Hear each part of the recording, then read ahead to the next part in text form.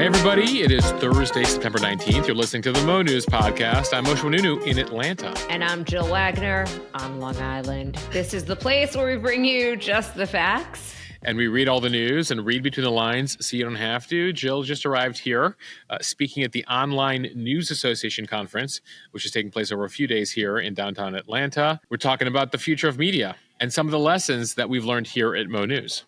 Very cool, Moshe, that Mo.news is being recognized. You're speaking. You'll be on a panel imparting your wisdom to everyone else who's looking to do this. If you're in the neighborhood, it's at the Hyatt Regency Atlanta at noon today. If you hear this in time, if you want to come to the panel, it's among many things happening here. You'll have to ask around to find which ballroom. Jill, right now, as I record this, I'm in between Ballroom 2 and Ballroom 1 and the Learning Center. Because I was trying to find Wi-Fi in this Hyatt Regency, and I was having difficulty. Folks, it took a while. It takes a village sometimes to get this podcast going. And hotel Wi-Fi isn't what it used to be. Either is home Wi-Fi. As unfortunately, as we have found out. The problem usually is with me. So every time Moshe has a problem with his Wi-Fi, I kind of live for it because it brings gives you joy. Me an excuse. You're like, I don't feel as bad. Sometimes we're myself. Delayed because of you. I'm blaming the folks at Hyatt, which means I need to reach out to the governor of Illinois, Pritzker. Their family runs Hyatt, and I have words about the Wi-Fi here at the Hyatt Regency. All right, well, tell us how that goes. I will. Good luck with that. While you're there, try to get an interview. Okay, let's get to some headlines here, starting with the economy. The Federal Reserve cut interest rates for the first time since the start of the pandemic. But what does it mean for consumers? And of course, it comes with less than 50 days before the election. So what will the political impact be? Speaking of politics, a major announcement by one of America's largest unions not to endorse for president this year. What's behind it? Overseas, Tuesday it was pagers, Wednesday it was walkie-talkies. What we know about the coordinated attack on Hezbollah's communication system. They're throwing away all their electronics right now, Jill. In-person chats, Moshe. I think that's the only thing. Carrier pigeons is what they're going to have to turn to soon. In business news, the Boeing strike continues here in the United States, and now the company is reducing executive pay and furloughing non-union employees. Finally, some promising news when it comes to the number of drug overdoses in the U.S. They've been plummeting, saving thousands of lives, what experts think is behind the trend. And some space news, scientists are complaining that the tens of thousands of satellites being launched are blocking their view. Moshe, I get it. As somebody who's short, someone's always blocking my view. There's a space jam, Jill. We'll tell you about it. And Moshe is on this day in history. Jill, we'll tell you about a famous song that came to be because the singer who wrote the song was not available to perform it. A late night show got a backup act, and that backup act is the one we now know for that song. Ooh, I can't wait. I have no idea. Okay, let's start with some long-awaited economic news. As expected, the Federal Reserve Bank cut interest rates on Wednesday. It is the first rate cut in 4.5 years since the early days of the pandemic. And it was a bigger rate cut than some analysts had expected, 0.5 percentage point compared to 0.25 percentage point. So the bottom line now is that the Fed is growing less concerned about getting inflation under control, which is the reason it started to aggressively raise rates in 2022, and getting more concerned about the job market, which has showed signs of slowing down. Some context here, outside of the emergency rate cuts during COVID, the last time that the Fed cut rates by 0.5 point was back in 2008. If you remember what was going on, it was during the global financial crisis. In addition to this cut, the Fed also indicated that it plans to cut interest rates by another 50 basis points by the end of the year. So Moshe, these specific interest rates set short-term borrowing costs for banks, but they do have ripple effects throughout the rest of the economy. The reaction has been mixed. So you've got people like Senator Elizabeth Warren. She says this move by the Fed is not nearly enough to help consumers. The stock market initially jumped on the news, then it came back down a bit. And then there are some analysts that are concerned that the rate cut at that 0.5 percentage point may actually be too much. Here is David Kelly. He is the chief global strategist and the head of the Global Markets Insight Strategy team at JP Morgan. I would have preferred they went 25 basis points today. Obviously, it's a very close call in futures markets. But the important thing to recognize is that cutting interest rates at the start doesn't stimulate the economy at all. There is a J-curve effect. It actually slows the economy because people begin to anticipate those lower rates, so they want to wait for lower rates. It tells people that the Fed is scared about unemployment. I don't think they really should be, but that's the message it gives. So it undermines confidence. The reason I thought, bringing rates down from a high level is like, bringing a piano down as a flight of stairs. You've got to do it very carefully and very slowly. That would be the right way to do it. And I'm a little worried that they've started off in a rush here. But I do think this economy is strong enough to deal with it. Moshe, I hope to never have to bring a large piano down a flight of stairs, like life goal. Yes. But point taken. Yeah, there's a lot of metaphors we can discuss here. Jill, one actually that a lot of the mo.news community found helpful yesterday on our Instagram feed is I was describing the U.S. economy as a car. And the Fed is one of the drivers of the car. Of course, there's also tax policy and other policies. So, throw into the front row there, throw in Congress and the president. But ultimately, the Fed here, handles the main monetary policies. The U.S. economy is a car, and the Fed is driving the car. They have a gas pedal and they have brakes. Those are their two pedals. With inflation sky high, they hit the brakes. They raised interest rates. They wanted to dry up the money supply to get prices under control because with so much money out there, we're spending money. Well, with all of us spending money, they're going to raise prices, hence inflation. Well, what happens when you hold the brakes too long is the economy slows down, the car slows down, and you don't want it to completely stop or even go backwards, right? So you need to let up on the brake, hit the gas a little bit. How do you do that? You lower interest rates.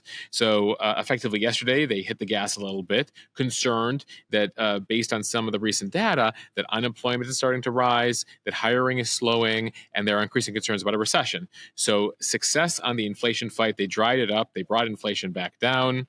Now they need to let go of the brakes a little bit and start to lower interest rates and start to free things up.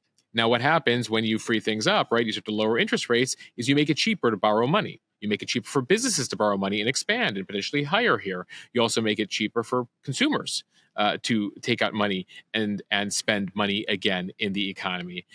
You just have to do that in a careful way to not shock the system, drop the piano, if you will, to mix metaphors here, and supercharge inflation again. So they have to manage that, and they're dealing with the Goldilocks problem, right? Liz Warren says not enough. By the way, do you know who agrees with Liz Warren of all people? J.D. Vance. You have liberal Liz Warren, you have J.D. Vance who are like, this is not enough. Americans are suffering.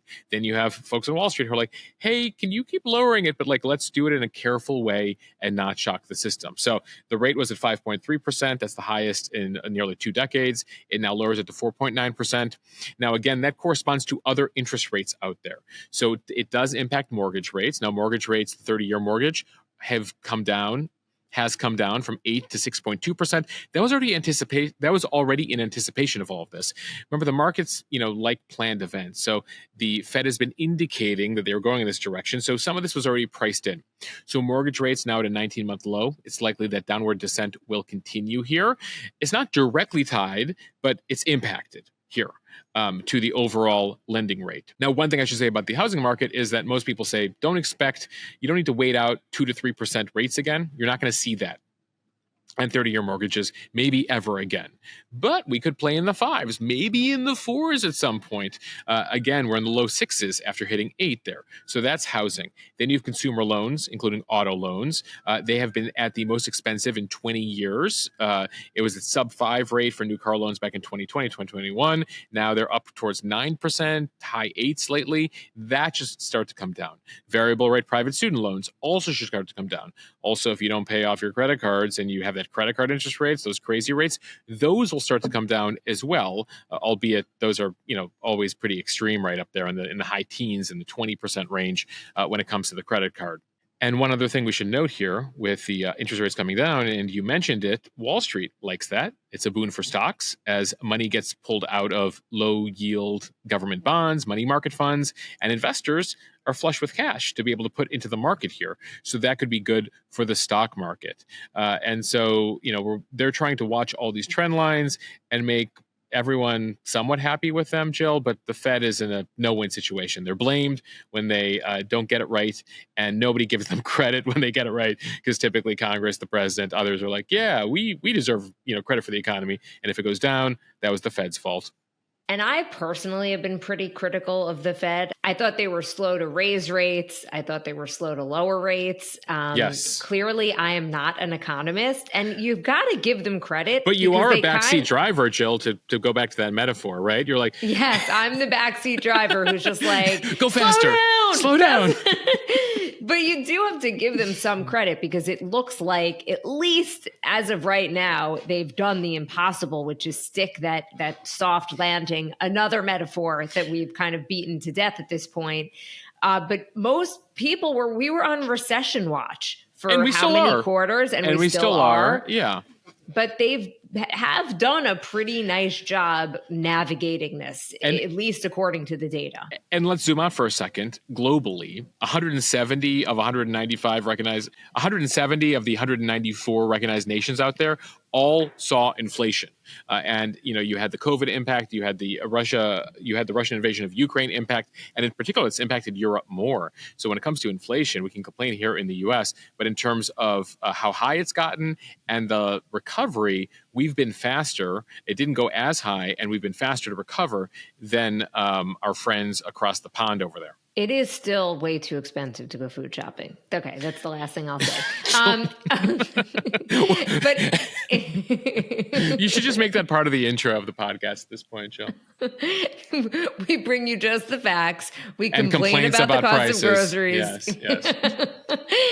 But in a real sense, it is certainly not lost on anyone that the election, less than 50 days away, Moshe, the Fed, for anyone wondering, and like the Federal Reserve is kind of a new concept, it is completely independent from the government. It's non-political.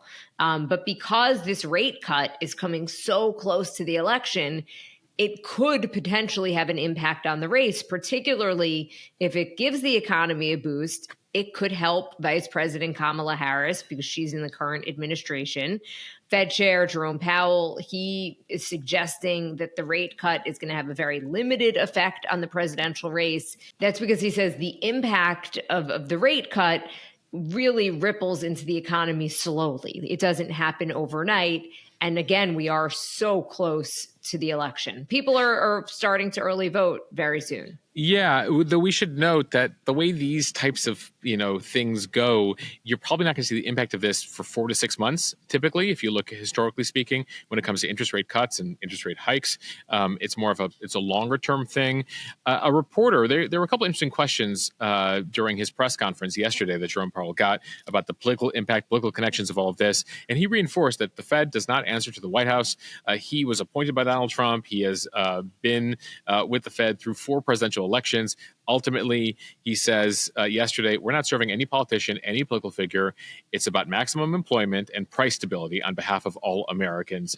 Global markets take their lead from take their cue from the Fed here. So accusations like, oh, interesting timing here. Like, guys, the Fed will do what it will do. Now, there was an example of that during the Trump administration back in 2018.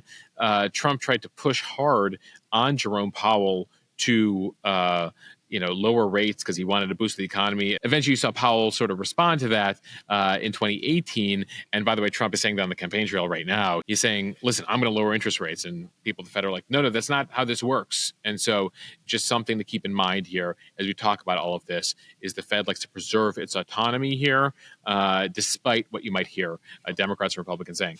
And Moshe, sticking with politics for another minute, the International Brotherhood of Teamsters declined to endorse in the 2024 presidential race, becoming the only one of the nation's major 10 unions not to endorse Vice President Kamala Harris. 2 polls from the union released Wednesday showed that the rank and file members do favor Trump over Harris. At the same time, several local chapters have endorsed Harris. The decision comes as the powerful Transportation Workers Union, with its 1.3 million members, has really started to forge inroads with the GOP. The union president, Sean O'Brien, addressed the Republican National Convention in July, becoming the first labor leader to do so and sending shockwaves through Democratic circles. He met with both Harris and Trump before Wednesday's announcement and said afterward, quote, "Unfortunately, neither major candidate was able to make serious commitments to our union to ensure the interests of working people are always put before big business. We sought commitments from both Trump and Harris not to interfere in critical union campaigns or core Teamsters industries and to honor our members' right to strike, but we were unable to secure those pledges." So interesting move here by the Teamsters, Jill, and it shows a divide that you're seeing between leadership and the rank and file. The rank and file in internal polls taken over the summer preferred Biden over Trump. But more recent polls, since Harris got in the race, showed a flip there, showed overwhelming support among members for Trump. It's like 55 to 40-ish, depending on the polls that we saw in the last day here. And yet leadership says policy-wise, Republicans have always been much more anti-union, and Democrats have been much more pro-union in the past. So there's the divide within the organization. And then you mentioned Sean O'Brien spoke to the RNC over the summer. You know what that led to? His invitation to the DNC getting lost in the mail. And so ultimately, he wanted to speak to both sides. And by choosing the RNC, the DNC is like, yeah, no, O'Brien's not going to speak at the DNC in Chicago, though there were other union reps there. And the history here goes pretty far back. Democrats have gotten the endorsement by the Teamsters going back to 2000 with Al Gore. So basically for the past 24 years, the last time they didn't endorse a Democrat was back in 1996, and that's when they didn't endorse anybody. That was the last time they didn't endorse anybody. And then if you go further back from that, they were much more connected to Republicans back in the day. So Nixon, Reagan, Bush 41 got the Teamsters endorsement. So interesting here. I don't know how much it changes really. I mean, some of the union members will say, hey, who does the union want me to vote for? But increasingly, some of them are like, I'm going to vote for who I like, and not necessarily who the union execs tell me to vote for. But still an interesting development nonetheless. Time now for the speed read. Let's start in the Middle East, where there was a second wave of attacks targeting Hezbollah electronic devices. This from the Associated Press. Walkie-talkies and solar equipment exploded in Beirut and other parts of Lebanon on Wednesday in an apparent second set of attacks targeting devices. It comes a day after pagers used by Hezbollah blew up. The health ministry says at least 14 people were killed and more than 450 wounded in the second wave. The attacks are widely believed to have been carried out by Israel, targeting Hezbollah. They have also, though, killed some civilians, a couple of children of Hezbollah members, and they've hiked fears that the two sides' simmering conflict could escalate into an all-out war. Speaking to Israeli troops on Wednesday, the Israeli Defense Minister Yoav Gallant saying, "We are at the start of a new phase in the war. It requires courage, determination, and perseverance." He made no mention of the exploding devices, but praised the work of Israel's army and security agencies, saying that, quote, "the results are very impressive." So Israel still won't admit to it, but everyone suspects it was them. And there's lots of intel sources around the world who say it was totally them. They have a long history here of pulling off complex attacks like exploding pagers. But even this for them is a new thing. You hear from U.S. intelligence officials who are like, I can't believe they were able to pull this off. The new blasts in the country come as there's already confusion and anger happening in Lebanon over the pager bombings on Tuesday, which killed about a dozen people, wounded 2,800 others around the country. Again, it targeted Hezbollah members who had those devices, but there were some civilians nearby who suffered injuries and were part of the collateral damage of all of this. There's no guarantee who was holding the device at the time it was detonated, but in general, it was a pretty targeted attack here against Hezbollah members, though Israel is facing criticism from certain folks around the world. The White House was no comment on this yesterday. John Kirby did a briefing where reporter after reporter tried to ask about it, and they're like, we got nothing to say about this. We got nothing to say about this. We got nothing to say about this. And so that's where we're at. Secretary of State Blinken and others still saying that they think they still can come to some sort of deal here. Negotiations have taken place for a long time. Just a reminder, Hezbollah, starting right after October 7th, says in concert with Hamas, we're going to support our brothers in the Hamas group down in Gaza, and we will launch our own rockets and drones and missiles on Israel. Over the course of the past year, that has forced 100,000 Israelis to leave their homes. Hezbollah is launching drones and rockets. I think we're at about more than 8,000 rockets at this point over the last year. Hundreds of drones. 40 Israelis are dead. Hundreds are injured from those attacks. So it appears here the Israelis decided they had to change the dynamic here. So going under the assumption that it is Israel behind this, there is still the big question of how they pulled this off. So the pager bombings appeared to be a complex operation months in the making. Sources tell media outlets that Israel infiltrated the supply chain and rigged hundreds of pagers with explosives even before they were imported to Lebanon, but little evidence has really emerged at this point. Gold Apollo, which is a Taiwanese firm, said that it authorized a Hungary-based company, BAC Consulting, to use its name on devices delivered to Hezbollah. But a Hungarian government spokesperson said Wednesday that the pagers delivered to Hezbollah were never in Hungary and that BAC Consultants merely acted as an intermediary. Gold Apollo is just like, why did we agree to this deal? So first of all, people are like, well, they can sell to Hezbollah. Like, first of all, don't assume Hezbollah is buying stuff under the Hezbollah name. They might have their own intermediary. They need electronic devices because the head of Hezbollah is like, yo, the Israelis are tracking us via our cell phones. Let's go old school with pagers and walkie-talkies. Well, someone had already infiltrated Hezbollah at that point because the Israelis found out. So somehow there's this Taiwanese electronics company that was manufacturing stuff in Hungary, but not in Hungary, somewhere else. So there's a Hungarian firm, a Taiwanese firm. We still don't know where this stuff was made, but somehow it appears the Israelis got a hold of these devices, put explosive material in these devices, put timers in these devices, and we're tracking them for a while. And then what happened? Well, it appears that at some point, some Hezbollah leaders were like, there's something up with these electronic devices. Israel got word on that, according to Axios reporter Barak Ravid, and said, yo, we think they're going to get rid of these electronic devices. We got to do something because Israel was planning to wait until the start of a full-scale war that might happen down the road because this is their main tools, Hezbollah's main tools of communication. So Israel was thinking, we'll blow these at the beginning of a war. With the concern that Hezbollah was on to all of this, they decided to blow them early here in a two-day situation this week, Tuesday and Wednesday. At least that's the latest reporting, Jill. This is a fast-developing story. As far as the Israelis here, they see this as a major blow against both Hezbollah physically, but also psychologically. They don't trust anything. They don't know where they were infiltrated. They don't know who are the double agents. They don't know if they can trust any electronic devices or, frankly, anything they have. There's also word yesterday that some of their solar power devices also blew yesterday. So I imagine they're going through all their inventory of every single thing they own, being like, when did we get it? Where did we get it from? And can we trust any of it at this point? So you have Hezbollah in a state of chaos right now. An internal mole hunt is likely happening inside the group. And it comes as the Israelis are pivoting here. They feel like they've accomplished what they need to accomplish in Gaza. Those ceasefire talks continue. And they're obviously trying to bring home the hostages. But ultimately, they're trying to turn their attention, change the dynamic in the north, where Hezbollah has continued to fire on them. Israel has returned fire.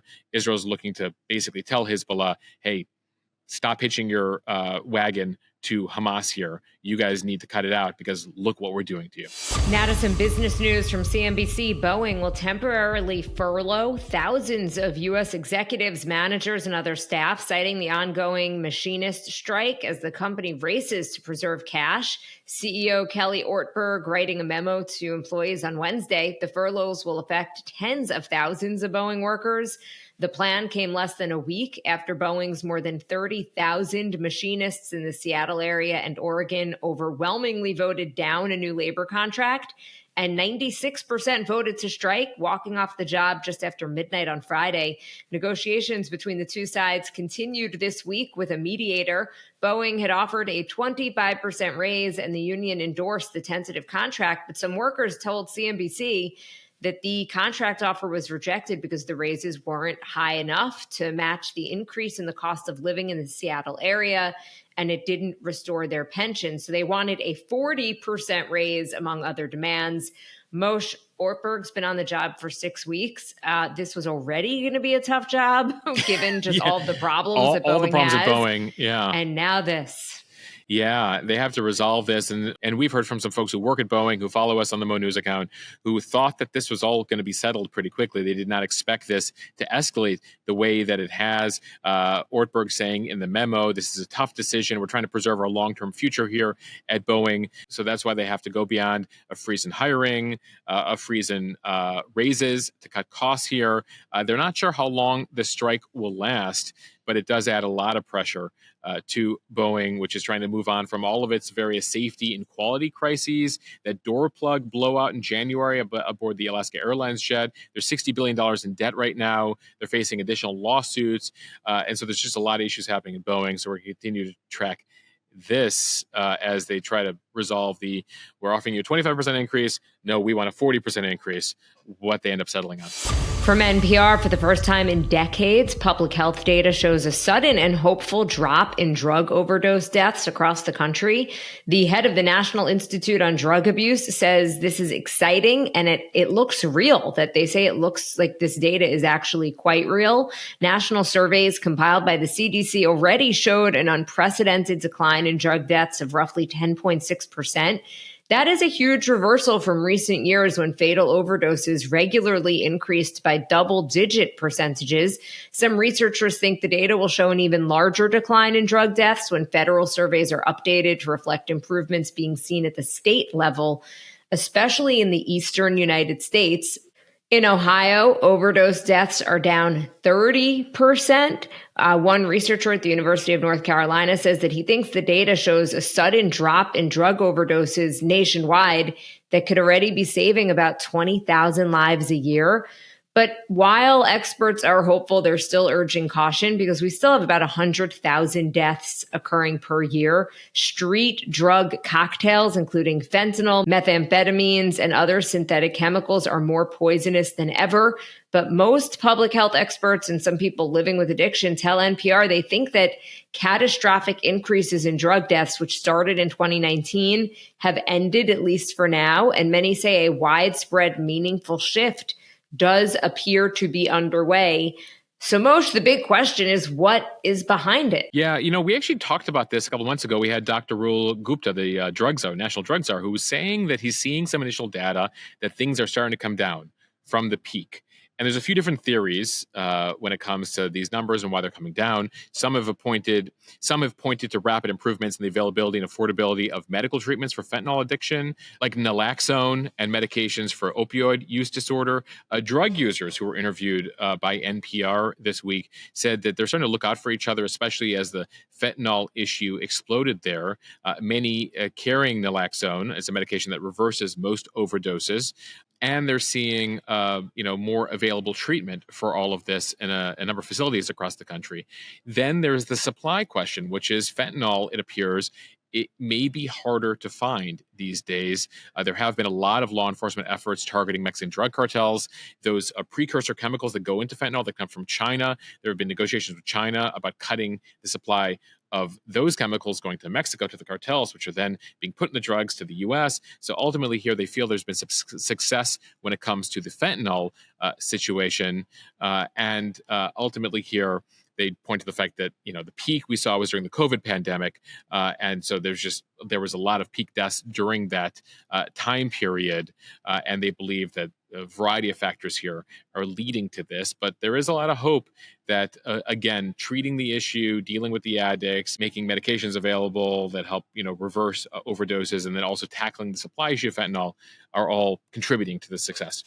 And finally, from the BBC, it's getting very crowded out in space. Radio waves from Elon Musk's growing network of satellites are blocking scientists' ability to peer into the universe. This is according to researchers in the Netherlands.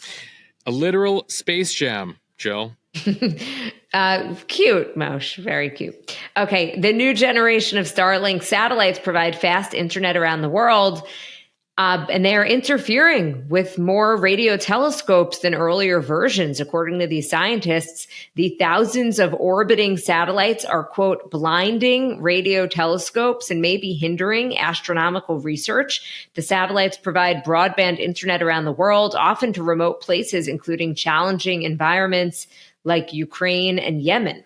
They're also boosting the speed of the internet in a number of countries, but astronomers say this comes at a cost. Every time more of these are launched, with the emission levels, both radiation, light pollution, etc., that leads to scientists seeing less and less of the sky. Jill, we're getting to the point within the next couple of years where there'll be 100,000 satellites orbiting Earth, going around. And there's a lot of concerns there also about them crashing into each other, a whole variety of issues, space junk. But the scientists are also saying we can't see what we need to see out there in space with all of this literal pollution orbiting Earth here. Early galaxies, things that are millions of light years away, basically literally being blocked by the stuff that is a couple hundred miles above Earth right now. Interference right now from this new generation of satellites, including Elon Musk satellites, is 32 times stronger than the first generation. Again, light and radiation issues there. There are right now 6,400 Starlink satellites in orbit. SpaceX is launching about 40 second-generation satellites every week. And so this problem is becoming worse. It's not just Elon. There are other companies up there, but he has the most. And so there are calls for international regulation here as to what we're doing in space, and a fight here between scientists and the commercial sector. Moshe, I wonder if people who are listening think, okay, great, but I want my fast internet. I want my fast internet. Well, no, but you also listen, it'll come at a cost. Like when you look up at the sky and you can't see as many stars, and also technological breakthroughs and scientific breakthroughs and whatever is the faster thing that, the thing after the internet, I don't know, 20, 30 years from now, that's the importance of the science here. So I think it's striking that balance, which is going to be key. I'm not necessarily saying that. I'm just saying other people might be. Based on how we began this podcast, Jill, we both needed faster internet to do this thing. I might be thinking Elon, we're with you right now. All right, we end here with On This Day in History. As always, on this day in 1796, George Washington gave his farewell address. If you are a fan of the musical Hamilton, it's in Act 2.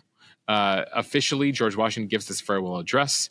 It was printed in a Philadelphia newspaper. He implored the country to remain neutral, avoid alliances abroad, and also warned of this thing called political parties. He's like, I don't have a party. We shouldn't do parties in this country. It's going to bring us down. Well, the people around him thought otherwise. John Adams, Thomas Jefferson, Alexander Hamilton are like, no, we're doing political parties. And Washington's like, you're going to come to regret this. And we'll have to say that George probably knew best here. On this day in 1893, New Zealand became the first country in the world to grant voting rights to women. The U.S. would follow almost 30 years later in 1920. Great Britain guaranteed full voting rights in 1928. On this day in 1995, the Unabomber Manifesto was published. It was a 35,000-word anti-technology document written by Ted Kaczynski, the man who had launched a bombing campaign that had killed 3, wounded 23. You might have seen documentaries about this. There's a whole bunch of them on the various streaming platforms these days. The Unabomber Manifesto, they didn't know who had written it. They were trying to find him. And so the New York Times and Washington Post talked to law enforcement, and they go ahead and print it because law enforcement's like, we need a clue as to who this guy is. Well, it turned out that his brother read the manifesto and was like, listen, I read this in the newspaper. This sounds like my brother Ted, who's out there in Montana somewhere, which helped lead law enforcement to Ted Kaczynski, discovering who the Unabomber was after his anonymous manifesto was run in the newspaper. We end here with a bit of pop culture. On this day in 1970, Mary Tyler Moore Show premieres on CBS. It was a groundbreaking series at the time about a single independent working woman at a time when most female characters on TV were defined as wife, girlfriend, widow, and Mary Tyler Moore broke that mold. And on this day in 1960, the answer to the clue at the top, Chubby Checker's version of the twist, goes to number 1. The song was actually written by a guy named Hank Ballard. Dick Clark, you might remember him. He hosted a show, American Bandstand. Reached out to Hank Ballard, say, hey, we want to have you perform the twist on the show. Hank Ballard's like, I'm not available to do it. Well, the show decided to get an 18-year-old named Chubby Checker to mimic Hank Ballard, and history was made. The cover by Chubby Checker is the performance of the song we all remember. So always be available when Dick Clark calls. Hank. Fatal mistake, buddy. All right, Moshe, get out of the Hyatt lobby. Thank you, everyone, for listening to the Mo News podcast. If you like what you hear, please share this with your friends. It will help us grow. Follow us and subscribe so you don't miss an episode. Review us as well. Thanks, everyone. Have a good Friday Eve.